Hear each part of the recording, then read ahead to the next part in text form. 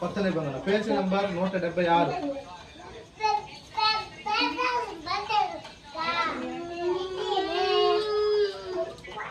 ఎఫెసీయులకు రాసిన పత్రిక 5వ అధ్యాయము 22వ వచనం. పేజీ నంబర్ 176 కొత్త నిబంధన వచ్చిందా? చదవం. 22వ వచనం. స్త్రీలారా ప్రభువుని వలె మీ సొంత పురుషులకు లోబడి ఉండుడి. అయితే దేవాదేవుడు ఈ సమయంలో ఏమని మాట్లాడుతున్నారంటే, వాక్య భాగం ఏమని తెలియచేస్తుందంటే, స్త్రీలారా ప్రభువునికి వలె మీ సొంత పురుషులకు లోబడి ఉండుడి అని దేవుడు తెలియచేస్తున్నాడు.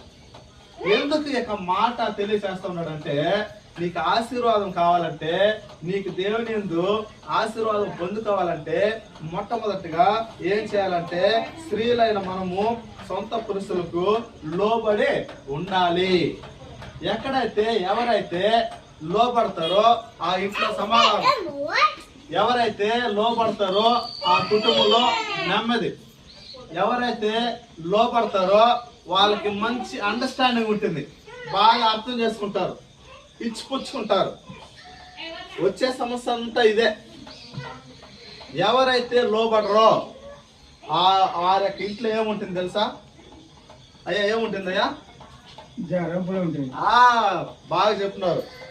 లోబడకపోతే ఏమొస్తుంది?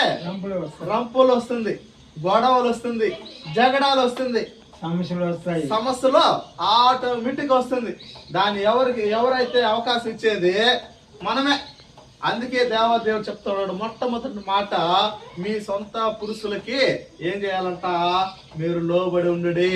కాబట్టి ఎప్పుడైతే నువ్వు యజమానికి లోబడతావో దేవాదేవునికి, యేసు ప్రభువు వారికి కూడా మనం లోబడతాం. ఎప్పుడైతే దేవునికి లోబడతావో దేవుడు మీరు ఏదైతే అడగతారో అవన్నీ కూడా వెంటనే ఏం చేస్తాడంట?